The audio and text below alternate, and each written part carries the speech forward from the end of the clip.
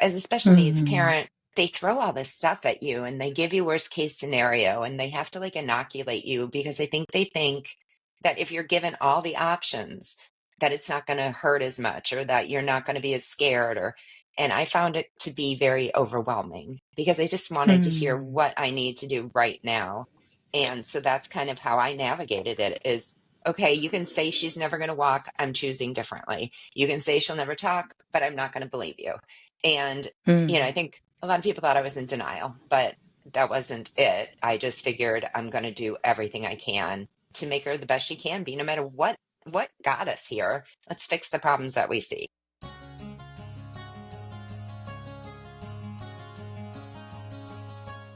Hello, everyone. I'm your host, Dr. Shafer of Talks with Dr. Shafer. I'm a physician, mom, life coach, musician, author, publisher, and I am passionate about helping you reclaim your story so that you can build your most beautiful future. Now, today I am so excited to have a wonderful guest on the show, Julie Barth. Julie Barth is an author, mother of six, trauma survivor, and CEO and founder of the Colin James Barth Outreach, a nonprofit dedicated to supporting women-led households in times of crisis. Julie Barth's memoir, Notes from a Blackberry, chronicles her journey as a special needs parent while navigating her first husband's battle with cancer, highlighting their family's resilience and loving approach to life. After losing her husband, Julie later remarried and found herself in an abusive relationship. Now, Julie uses her writing with multiple books, including a new book coming out this year and in the future, as well as her work with women-led households to try to help others navigate similar experiences and learn from what she and others have gained from their own experiences navigating challenging situations. Julie, thank you so much for being on the show today. Well, thank you for having me. I appreciate being with you. It is so wonderful to have you here. Now, I am so inspired by the work you do. And one of the things that we often talk about here on the show is when someone has such an important message to share and such wisdom, it's not uncommon to look at someone from the outside and think, wow, they've really got it all together. They're just a person that naturally knew how to do life and they're so lucky. The reality often is different, and it's that those are very hard won lessons and experiences that you've gone through to get you to this place where now you can help guide others. Can you share your story of what has led you to this point in your life with being the CEO and founder of your foundation and being an author of such transformative books with stories to try to help others navigate? Sure. I don't know if you saw me giggle a little bit because, hearing that someone would think that about me, I think that that's always how you feel, though. Um, one of my biggest lessons, I think, is that we're so prone to accept the negative that people say about us. Like if you had said, like, she didn't miss all of her kids today, I'd be like, yeah, I did that, just because it's not entirely positive. And I think hearing, somebody praising you is a hard thing for people who've been through trauma to accept because was I born this way? I to a certain degree I was born this way in that I have this way to ignore things, whether good or bad. I can look at a situation and I can say that doesn't exist. And really just focus on the thing that I can change and kind of forget the rest. I can't say Mm. that that's how I've always been. Maybe through necessity, through, getting Tatum, she was going to die every day. And then Colin, I never really had a chance to sit down and think, get a piece of pen and paper out and be like, today I am going to. It was just, one thing after another after another. And I think that after 20 years of that, you just learn um, you just learn not to sweat the small stuff. And you also learn that no matter how bad you have it, somebody else has it worse. And when you understand that, I think, you can put yourself in a position where you're no longer feeling sorry for yourself. You're more like, I'm going to take what I've been through and try and use that to make sure that other people don't have to do that because it sucks, So that's Yeah. kind of Yeah. So I think a little bit of it is personality. I also have a very independent mom who, she was always like, suck it up, do it, do it, do it. So I can credit some of my strength to her as well. Yeah. I'd love to understand more and share more with our listeners about the experiences you had when your family was quite young and you had your daughter, and that was a big challenge. And I understand it came before your first husband's diagnosis of cancer.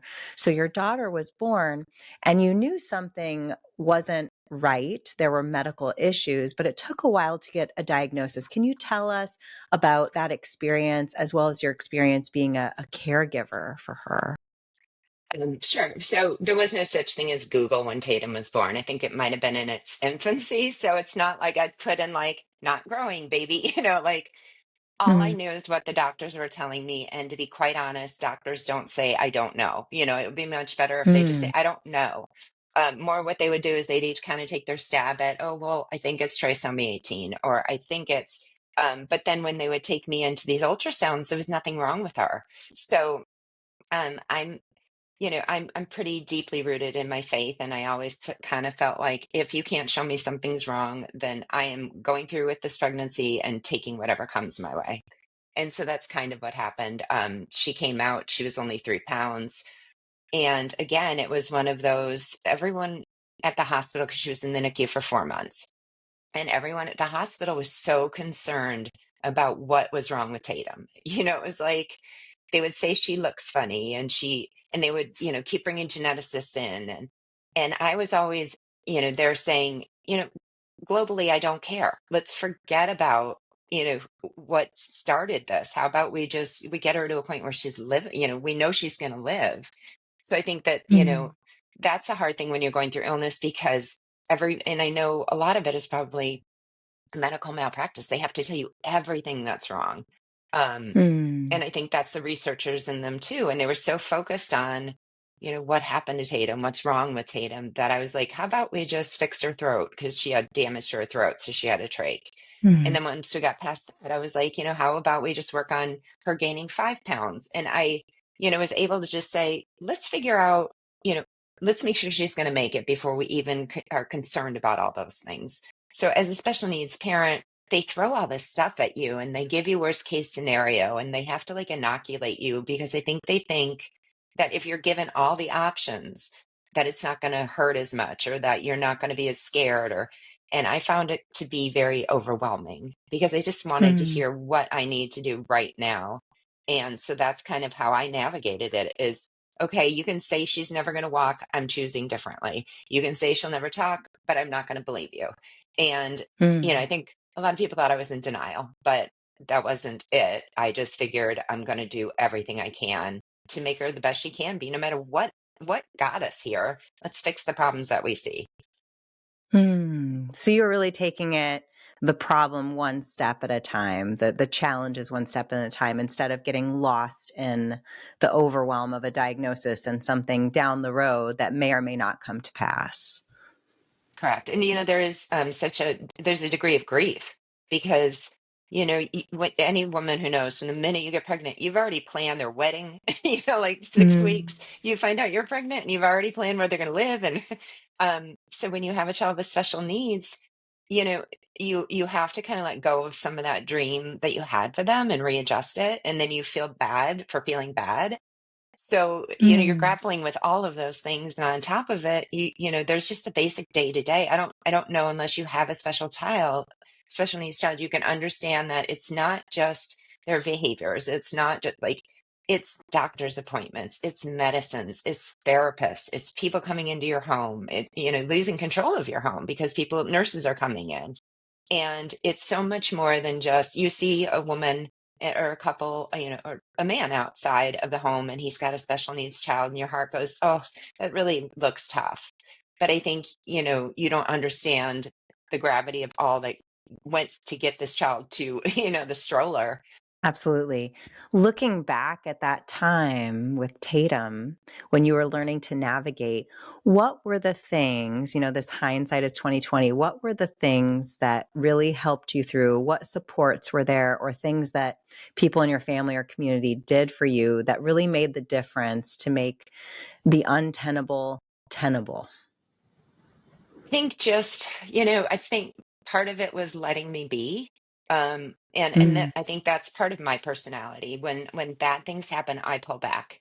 And I tend to not want to talk about it. So the people in my life that gave me that space and made me feel like it was okay to just take a step back from life. And the support really, Colin had a large family that was always stepping in to help when we needed it. My mom, bless her, she was always there to help. But I think really just having Colin's support and I think that's why I see the picture of Colin and myself, even though I lost him so differently than other people, because yeah, it's the saddest thing, I can sit and miss him, and I do miss him. But on the other respect, like I can acknowledge that if I did not have him when Tatum was born, I don't think I would have made it through. There were couples that kind of you know, almost got at each other, and we were a couple that bonded and we fought it together, and I never felt alone. No matter what would happen, Colin would be there to say, it's okay, like, hey, take a breath. She'll be fine. We have each other. Everything will be good.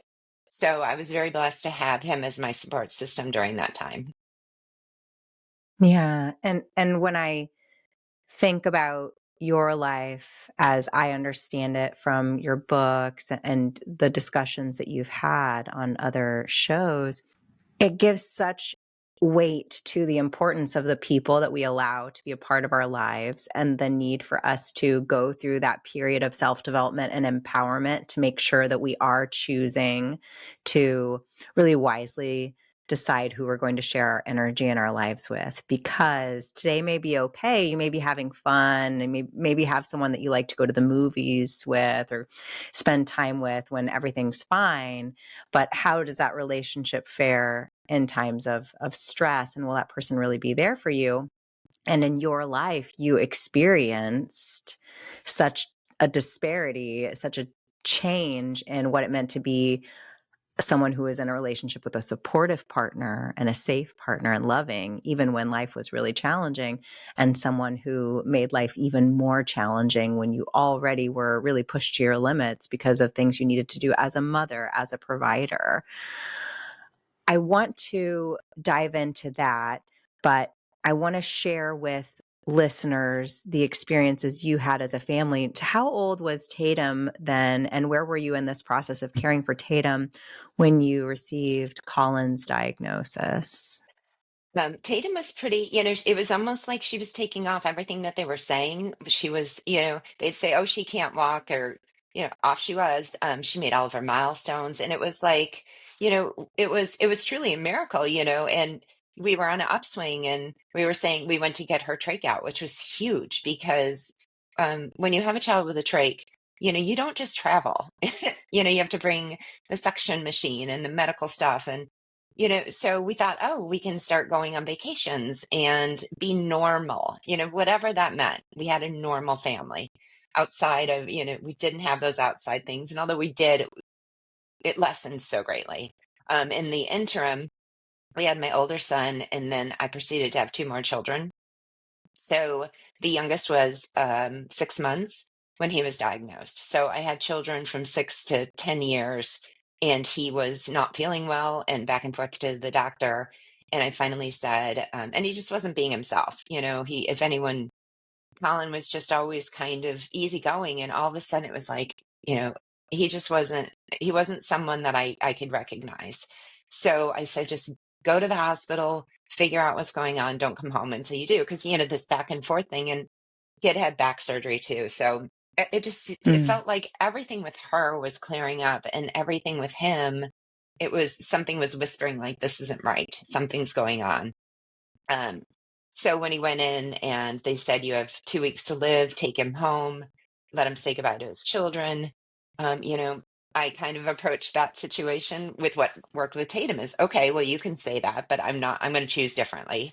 And I got Mm. busy getting him into all kinds of trials and stuff. But that was kind of the natural flow, is that she was there, he was there to support her. And it was almost like he got both of us to like the next plateau. And it was almost like he exited necessarily. And, if you believe in the universe, I look at it now and I think there was a reason why I had him in our lives, why Tatum had him, and as hard as it was to lose him, I am very blessed to have time with him. But those were kind of all the things that were going on. Is one thing was getting, easier, the next got harder. And that seemed to be the dichotomy of my life from, as long as I can remember, is that like I make it through one thing and then the second wave comes on. So you found yourself at that point in time with your husband's illness. Things had been getting more stabilized. You'd gotten, like you said, to a plateau with your daughter Tatum and her caregiving needs. And then you met this challenge and you approached it with the same resolve you had approached Tatum's illness when she was born. But he did have a terminal illness. As you came to that time where Colin passed away and now you're navigating life with 4 small children, how did that lead to inspiring you into doing the work that you do with your foundation? And what lessons did you learn?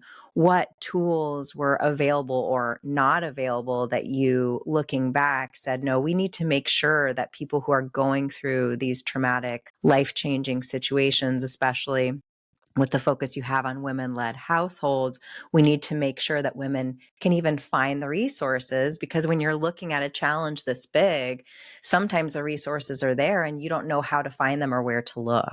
I was extremely blessed, or we were. We had an entire community. We had grown up together from grammar school, and a lot of our friends still lived in the area. He was a trader down at the Board of Trade, so his community really helped us. They helped pay for bills because the minute he got sick, he didn't have vacation or any kind of, sick time. He was done.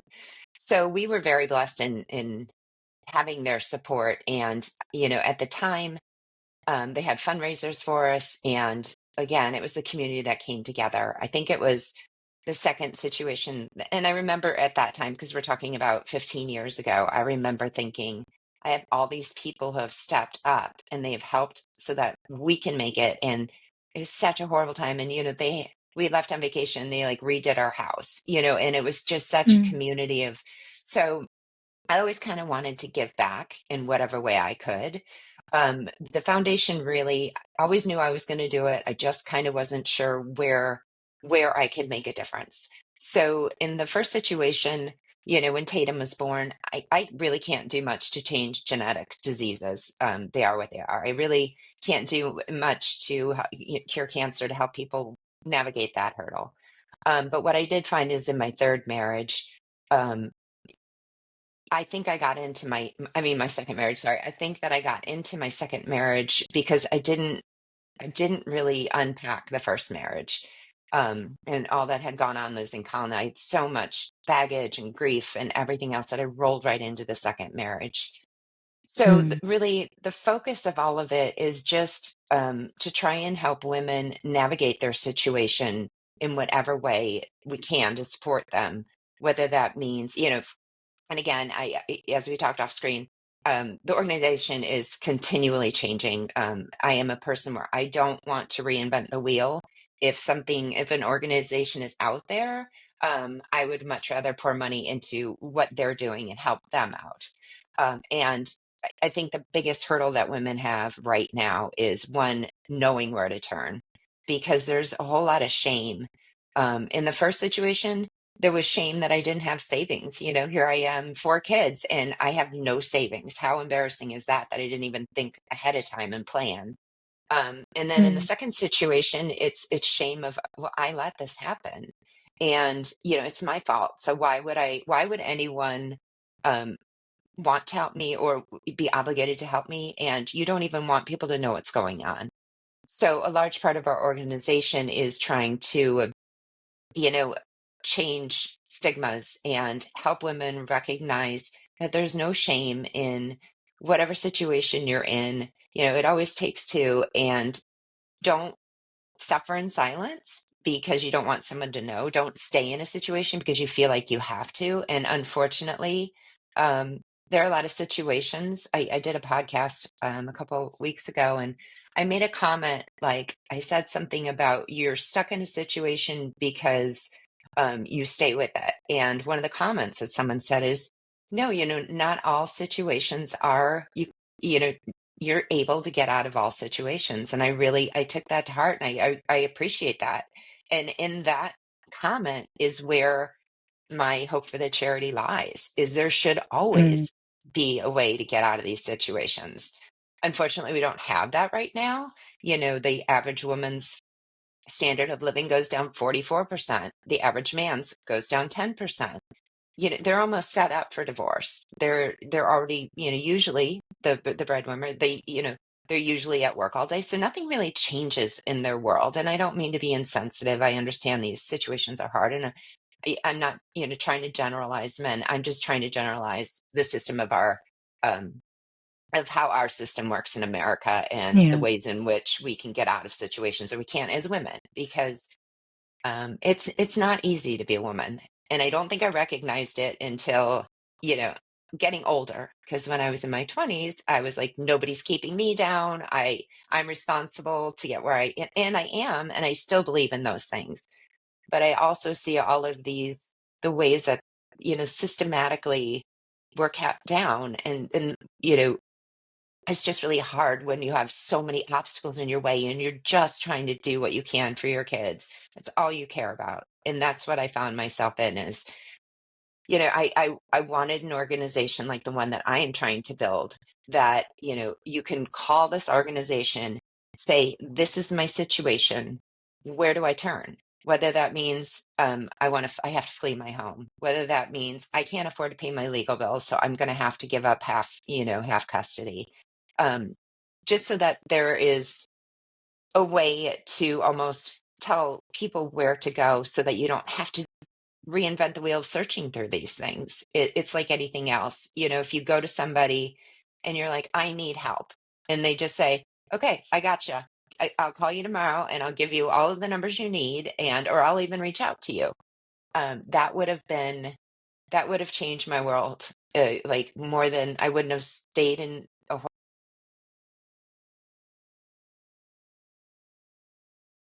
Yeah. And I think there's so much value in having someone like yourself with your experience spearhead this company, be the founder, and have your fingerprints on the directionality, and also be nimble, as we've discussed on and off camera, about where does this need to go, because society and culture will evolve, right? We've felt a shift. I've felt a shift in the last 6-8 months of how we look at, talk about, value women's rights to choose about a variety of things, right? So how this plays out is going to need to be nimble and need to change, and that may be different in different communities across the country. And so for your specific community, how does that look, and how do you need to respond? So I think that's really important. But when you are someone who has gone through domestic abuse, you are sensitive to the reality, to this person's comment they left for you, that not every situation is safe right now, right? Sometimes you do feel very stuck. There is a lot of value in doing the psychological work on understanding your autonomy, the power that you do have, because as you have said, you do always have power. You do always have choice and autonomy. But then after you've gotten to a point where you can say, I am worthy, I deserve to have freedom, I deserve to have choice, I deserve to feel valued, I deserve to be safe, my children deserve to be safe. After you've done that work of really solidifying that, no, I deserve that, and changing your mindset, then, okay, what resources do I have, and how can I safely access them? Because the reality is, for many people, they're being monitored. Sometimes even things like on their Kindles, the books that they're reading, the things that they're taking out of the library, the phone calls they're making, their movements, there can be recordings. There are a lot of ways, unfortunately, in modern life where people who want to leave abusive relationships may face these hurdles, and having access to resources, people who know what this really looks like, I think is really valuable, because sometimes when you reach out to the wrong person, when you're just starting that journey of reclaiming your story and your life and choosing safety and choosing your freedom, if you reach out to someone who does not understand, for whatever reason, the realities of your situation, it can lead to some pushback that can be really damaging on your journey of seeking safety. Of, is it really that bad? Because they don't understand, or maybe they are also in a abusive relationship, so it's normal to them, or they witnessed it growing up. Variety of reasons why it can happen, but it's so important to have resources for women who are seeking safety that truly understand the nuances of coercive control and domestic abuse, and understand what people really need, because they may be saying, I don't even know where I need to start, but I finally realized this isn't okay and I need to change something somehow. Can you help me do that? Right. And, I think that a large part of it too is that domestic abuse, emotional abuse, financial, they are not recognized by the court. So even if I had gone, and went to my lawyer and I explained what was going on, that's not a thing in the court. So, there's not only that inner self saying, well, you were screaming at him too, or, trying to figure out what is going on. And you finally get to a place where you're like, okay, this is not normal. Something is going on here. And you finally have the courage to say, I need to get out. And this has been happening. And then you've got someone in front of you saying, well, it says right here that you have all these text messages and you were yelling at him, telling him to leave. But of course that was his screenshot, not my screenshot, the conversation before it. And, I think also, had I known that I live under this, like, I don't know, fairy tale, I guess, that people will always do the right thing. Mm. When you're married to somebody and you want it to work, and I really was committed to that marriage, my brain could not wrap itself around somebody wanting to treat me that way. Here I am saying, like, I love you, and he's saying I hate you, and my brain's like, I don't, how does that, so they keep you in this constant state of confusion. And then you get a moment of clarity and you try and seek, somebody's help.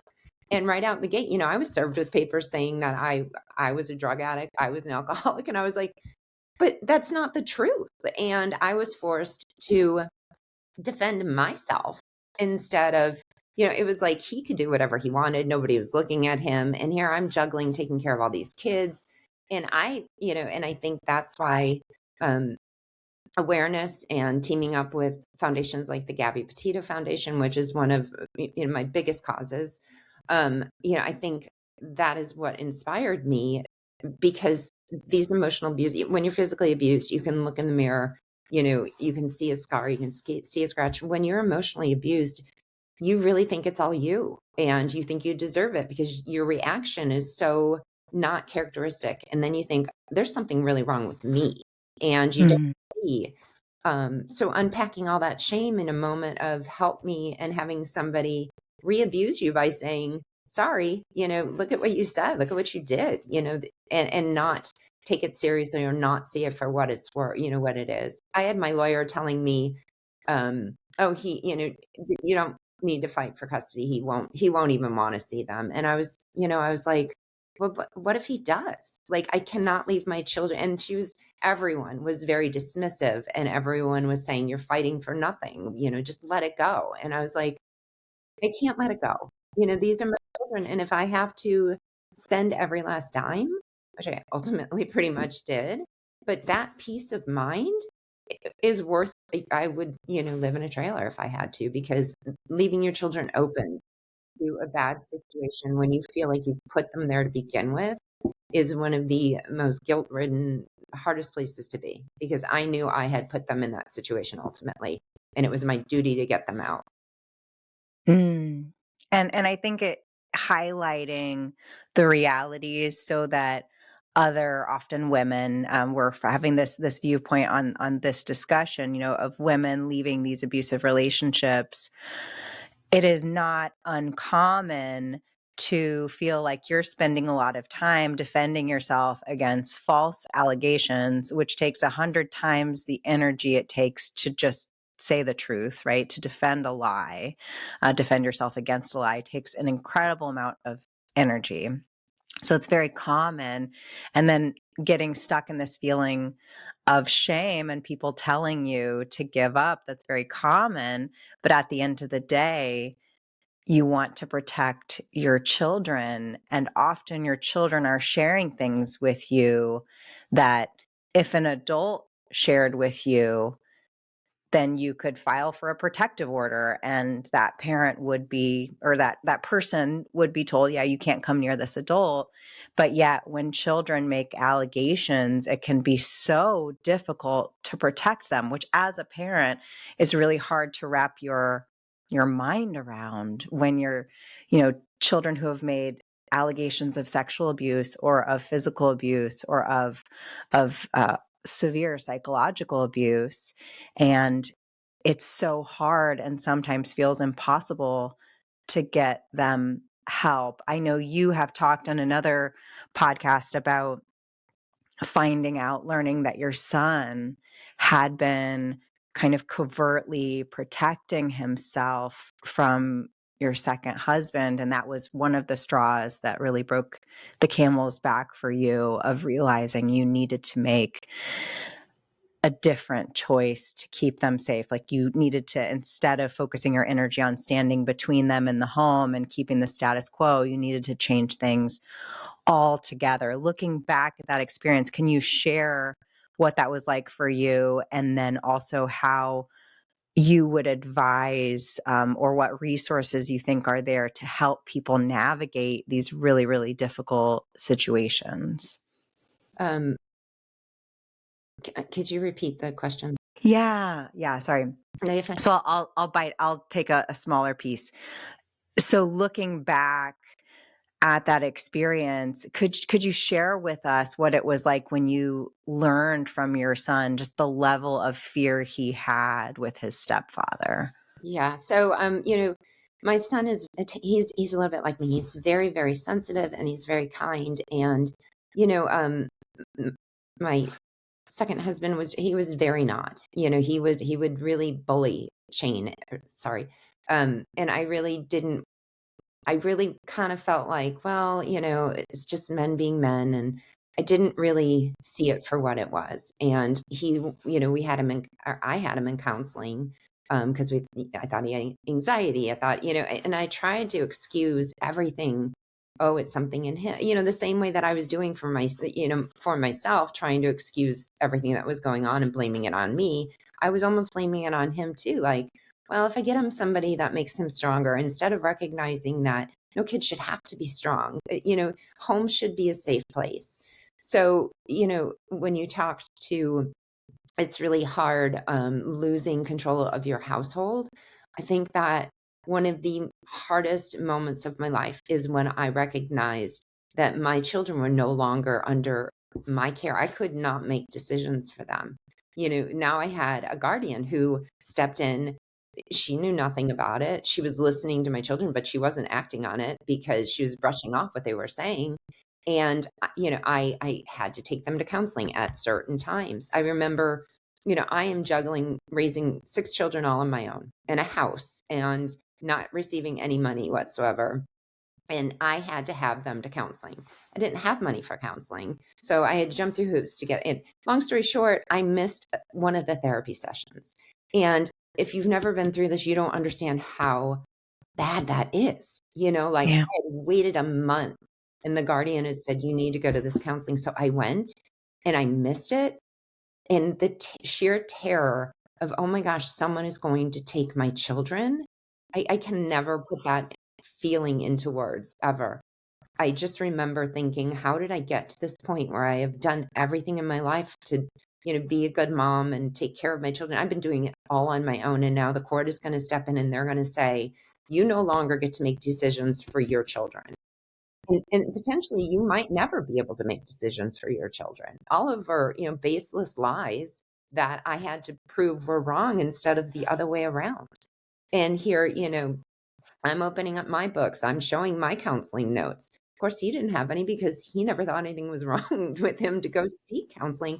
But somehow that makes me look like that there's something, going on, that I'm the problem. So I was lucky enough to have steady counselors who had said, no, you are being emotionally abused. Like, this is clear. But had I not, and had I not, a lot of steps that I took, I did a lot of stupid things as well. But I don't think you can understand how quickly things get out of control when all someone has to do is make a false allegation about you. And, and manipulative people are very good at painting a picture. He was going behind my back, telling everyone I was crazy. He was saving my text messages. He was video recording me. He was calling the police and saying I was calling the police. And this went on for 2 years, stashing money, hiding stuff, and basically telling everyone in my life that there was something wrong with me. So that when push came to shove and he left, there were text messages that he had. Well, I threw all mine out because I didn't want to recognize how ugly our arguments had gotten, which was stupid, but I didn't want to see it. So I set myself up as much as he did. And if I can, I get calls and, people message me from all across the United States since I started this, people I even know. And, I am shocked at the number of people who, have some degree of this going on in their lives and how far they have had to fight, how much they've had to defend themselves when they haven't done anything wrong, how they've lost their entire fortune and savings. And in the end, they end up getting what they should have gotten to begin with, because the goal of my ex-husband was never custody, because he never lost custody. I never said he couldn't see the kids. And that was the kicker of all of it. I never said he couldn't. So he was suing me for rights he never lost. So, and, but the narrative changed and the story was told and there were a whole bunch of lies. And I was a one-man band because I had left my family. I had left my friends. I had, isolated myself, and I was standing alone. And that's so commonly the case, because when we look at coercive control, because abusive relationships happen in the setting of coercive control, and it's things, as you have alluded to in our discussion, how we parent, financial control, controlling who you're friends with, controlling what access you have to your family. Even often it's not uncommon to move away from family and support system, so that's your only support system. Sorry, I'm gonna start that over again because I'm so cold, I'm like tripping over my words. So that's your only support system, that you're completely reliant on the person who is abusing you and your family. And that really brings me back to the importance of your foundation and having a place to call, having a place to feel safety and community, to feel that you are not alone in this experience. Because as you said, and as you've learned, and as I've learned in the work that we do, this is such a common experience.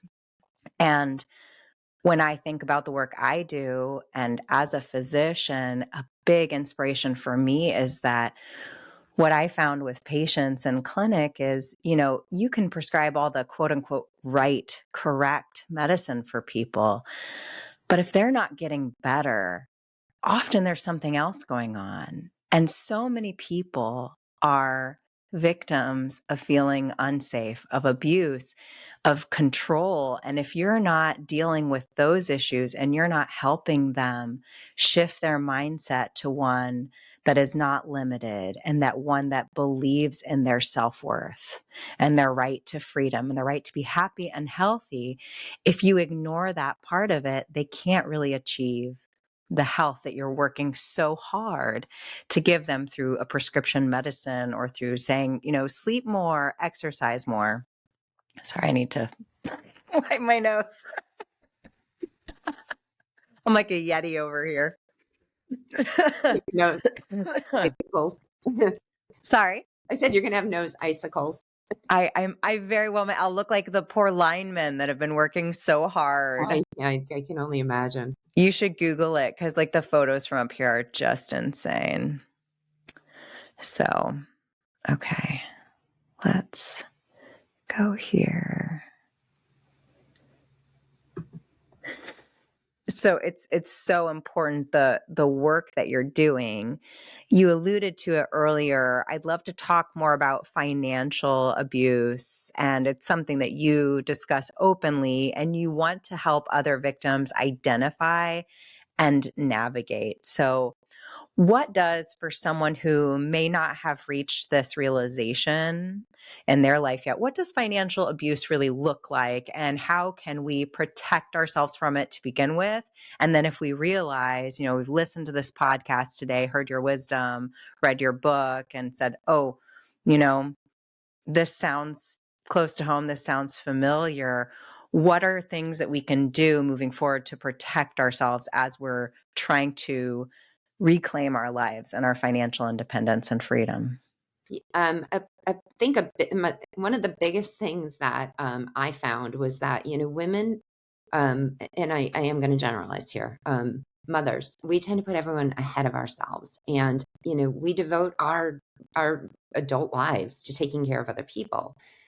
When that typically means that you are head of household, meaning that you are responsible for children and child rearing. And so you're probably, in a lot of cases, you're not the person that's making the paycheck. And, so if you are doing all this, and I have an education, I have a bachelor's degree and a master's degree, but when I went to get a job, it was like, well, what's your work experience? And I thought, well, I don't really have any, but you do. It's just not the work experience they're looking for.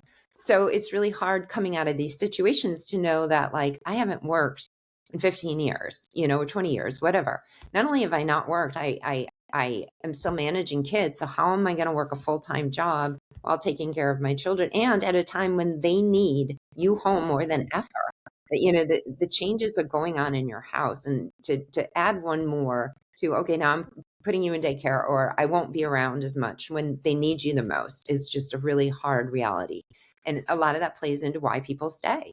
It was a lot easier for me to buffer the entire situation, at least in my mind, than to recognize that if I were a single parent, everything would change. I would have to, I guess my situation was a little bit different um, because he never really contributed anything in the second marriage. But the first marriage, right after Colin passed away, they called me like 6 weeks later and said, cut up your credit cards. You can't use them anymore. They're not yours. And I was like, what do you mean? And they said, it was all based on your husband's salary. So you need to cut those credit cards up because you can't use them anymore. And, that's all it takes is, like, if you decide you're going to leave, for your husband to say, clip, take you off, lock you out of bank accounts. And it shouldn't be that way. And eventually it might shake out where you get your money back, but it probably won't. And the amount of money that you have to spend trying to get that money back. So I guess, the best advice that I can give to people is that it's not selfish to put money away for yourself. And I'm not talking about getting your nails done, and you should be able to do those things too. That is not a salary. That is not you protecting yourself. That is you living as you should, as you give to everyone else. So that money does not count on money that should go to protect you. You should be putting money aside in your own personal savings. It's not selfish to say, I work a full-time job at home, or I work 2 jobs because I'm working, so therefore I'm going to pay myself like I would pay, the cleaning lady, and I would pay, because even if, and I hope everyone out there as a young woman has their dream marriage, I really do. I had mine. It was beautiful. And I wish that for everyone. I'm not trying to squash anyone's, pie in the sky and white picket fence. But the reality is that things happen. And unless you protect yourself, and that does not mean you protect you and your mate, that means you protect yourself, because I didn't in many situations.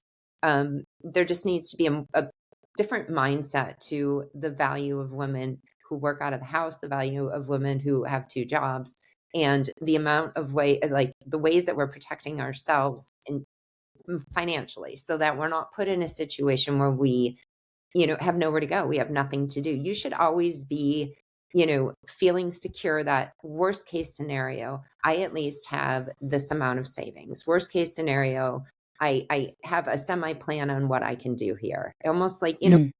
we do escape, um, charts if a fire started at our house and nobody thinks that's weird. But, you should have an escape plan. If my husband got cancer, how would I navigate this? Where would the money come from? If I did end up getting divorced, how can I protect myself here? And again, we're so conditioned not to think that way. So a lot of what I'm speaking out against, and I'm a perfect example because I will put myself last every time, is to kind of change that mindset, because you are protecting your children by protecting yourself. It's one and the same. It's not an either or situation. So if you want to make sure your children are protected, you have to protect yourself financially to make sure that you can take care of them. I love that. And that's something that's so key to self-empowerment and self-love. Self-love isn't selfish. It actually not only helps you, but it helps the people that you love, the people in your life. If you aren't taking care of yourself, you cannot take care of other people. And realistically, when we live in community and family, there are people who need us, but that means we have to also invest in ourselves and respect and love ourselves. And it makes me think about, we talked a lot about an abusive relationship and making sure that you have the tools you need ahead of time to navigate if there is a divorce, a separation, because there's statistics involved. We want, and I'm very, very happily married now. I've been through an abusive relationship, and the financial abuse and the consequences and the amount of time and the withholding of resources, it's just, I know from personal experience, it resonates so much what you're sharing, that it's really challenging to navigate. So if you can plan for the worst and hope for the best, that's the very best thing you can do. And even outside of abuse, imagining that something could happen to any of us at any point in time. And if someone passes away, as you mentioned, clip, clip, the credit cards are gone, or maybe this bank account is frozen. And it can take a really long time, months, if not over a year, to get access to things that legally will go, for example, to the spouse. If that's the next of kin, it will go to the spouse. But if finances are set up in a certain way so that they don't have immediate access to it because it's not in their name, et cetera, after someone maybe has a tragic death, an unexpected passing, how are you going to pay for the funeral, pay for things that you, your household, your children need if you don't have that plan? So I think that's really great, actionable advice to just have that, a 6-month fund. And if you can have a 6-month fund and that's the max you can do in a marriage, maybe 50% goes in one person's account, 50% goes in the other person's account. There's complete transparency, but you both have access to it. Right. And you should be with somebody who understands that you need to feel secure. And I think a lot of times too, you get afraid to think of worst case scenario because that makes you feel anxious. Like how many of us lay awake at like 2 a.m, like, oh my gosh, I'm going to lose everything. And then you push it away. You're like, no, no, no, no, no. But in pushing it away, I think you're keeping yourself in that state of anxiety, because if you stopped and confronted it and said, okay, well, you know what, that's really, really scary. That could happen, but I hope it doesn't. But I'm going to take steps to make sure that if it does, I'm in a secure position. And then you come to it with a place of power versus powerlessness, because that's what makes you so scared, is the powerlessness of a situation. So if you take steps, you'll be surprised at like how quickly that anxiety will lessen. Not that you aren't going to miss your spouse, not that you ever would want to go through a divorce, but knowing that if the worst happened, then you A, B, and C, then that's a lot different situation than lying awake at night worrying about it happening. Yes, exactly. Because if you allow it to stay a fear or an anxiety every time you come next to it, it's triggering to you. But if instead you look at it as something that deserves your attention, it's calling to you, it's triggering your nervous system. I call it the trigger detector. If you have a metal detector on the beach and it goes off, you don't run away from it, you dig there. The same thing with our anxieties and fears. They're trying to tell us something important. And if we just walk around them, they're going to keep setting us off, but we're not going to get to the heart of the matter, and we're just going to be triggered. Whereas if we really dig into it and figure it out, and as you said earlier, unpack it, as you were talking about going from one marriage to the second, if you don't unpack those things that cause you anxiety that are lingering, then you're going to just carry them forward with you into the next challenge. And they're just going to be weight in your backpack rather than a lesson that you've learned to be better able to face life's next challenge. Because as you said, it's kind of like whack-a-mole. Once one thing's over, another thing will come. But the question is, have you unpacked these burdens and turn them into lessons so that instead of them dragging you down under the surface of the water, you're able to surf these waves because we know they're coming. Yeah, I would say that was one of the hardest lessons for me to learn. I am, again, a person that is really good at kicking the can, like, oh, I'll deal with that later. I'll deal with it. And again, I think that when you do that, you make decisions that are fear-based that you don't even know you're making because you want to avoid whatever that trigger is. Mine, I think, was that I was so afraid of losing somebody after losing my first husband that my second knew that, and that would be his go-to is, I'm going to leave. And then I would be like, oh my gosh, you can't leave, because I never unpacked all of the, hurt and all the sadness of losing Colin, that I just rolled into the second one and thought, I'm not doing that again. Like, I'm holding on to this one. This one's mine. And I would have probably done anything to keep that intact because I didn't even know why. You don't even know what's driving you, but you have these situations that, again, like you said, you carry with you. And if you don't go through them to figure out what's behind it all, it will continue to snowball. And then, yeah, it comes back to haunt you if you don't. Exactly. And you have a book coming out later this year, From Blackberries to Thorns. When is that coming out? And I understand it is on this theme. When will readers be able to read it? And what are you hoping that they'll take away from the book? I am hoping that it will come out about Thanksgiving time. It's just in the final stages. So the first book is a memoir of the years that I spent with Colin and Tatum. And then the second book are the memoirs of my second relationship and how that unfolded and getting to the end of it and chronicling, all of the things that I should have seen from the get-go, but I chose to ignore. And then the third book, which will be out next year, is kind of where I'm going to I'm working on like unpacking it and give people useful advice, because I can sit and I think it's very important for people like me to come forward and talk about what they've been through, because yeah, like I said, I've had so many people come out of the woodwork, and every time I get a message that says, like, I heard your podcast, it spoke to me, it sounded like it was my story, it makes me so happy to know that, good, then maybe that person will have the courage to leave. Or if they've already left, maybe they will find deeper healing in knowing that they were right. It was not them, and it's okay. And, unpack all of those feelings.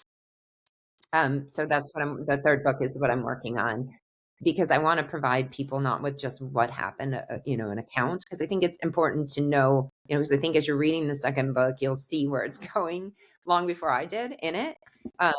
But the third one is going to be more of the introspection and giving people, everyone always asks me, like, what are red flags to a toxic relationship? And I will say, I don't think that there are many people that you don't need an explanation of them. You see them, that's why they call them red flags. Like, I don't think I need to give people a play by play of what happened in my second marriage, where I should have said, because we all have that internal, like you were talking about, that alarm system. And when that alarm system goes off, just as any alarm system, it is your body and your brain saying there is something not right here. And alarms are meant to have you break a cycle. They're meant to have you awaken. They are meant to have you consider something and sit in it.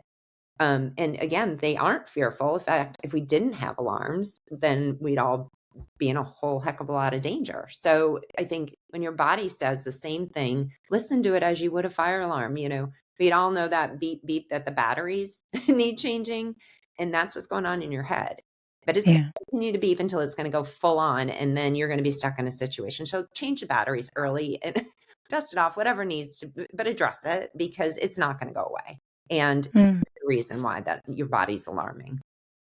I appreciate that. And I've heard you talk about this before, and I wanted to highlight it. So I so appreciate that you have discussed this, because at the end of the day, we know the red flags, but the thing so many of us have been conditioned to do is to turn our attention away from them for a variety of reasons.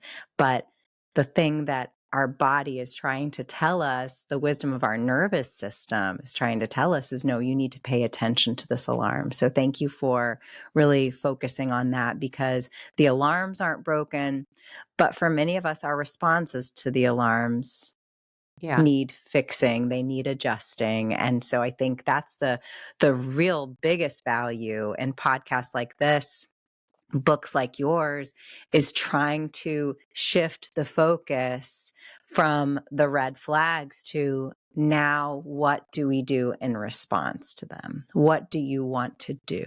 What's your next step? And by the way, you're not alone. Other people have gone through this, and we're going to get through it. We're going to be honest that it's not going to be easy. No, it's not, but it can't be any worse than being stuck in a situation. And truly, like, I think I lost so much time and spent so much energy that could have been, I could have thrown all that time and energy into a charity to help people. So that's why I'm here. But yeah, and I think too, when you're in those situations, I know for myself, I would be on Google every day, like looking for, like, does he love me? Or is he a narcissist? Or, instead of, like, I didn't need to be doing that. If I was even Googling it, I knew the answer. Nobody needed to tell me, but I didn't come across anything. And, that said, it's not going to get better. Take care of yourself. And you do know that. But if there were as many articles out there giving you actionable plans as there are telling you what you already know, then I think that things would really shift in the whole conversation of it. Narcissism is it's been around forever. We all know this. I'm a psych major, but it's become such a buzzword. And my children say, like, they call each other narcissists. And I say, no, they're not narcissists. They're just lying to you. There's a difference. Like, lying is not the same. And I think we're starting to really dumb down the word narcissist and how toxic. So that's another one, everything is, am I a narcissist? Is she a narcissist? Well, we're all narcissists. I mean, let's be real. We're supposed to be narcissists. That's why, that's how we protect ourselves, for self-preservation. Yeah, the narcissistic traits, there's some degree of narcissism, not necessarily, a diagnosed narcissist, but there's some degree of narcissism. But as you said, don't get stuck. Sometimes labeling is important in recognizing what you are dealing with, but don't get stuck there. Now, okay, what are you going to do with that information? And that's really what your books and your foundation is about. Okay, what next? What do you want to do on your journey, on your path? Where can listeners learn more about you and the important work you're doing with your nonprofit, your books, and beyond? Sure. My website is juliebarthauthor.net.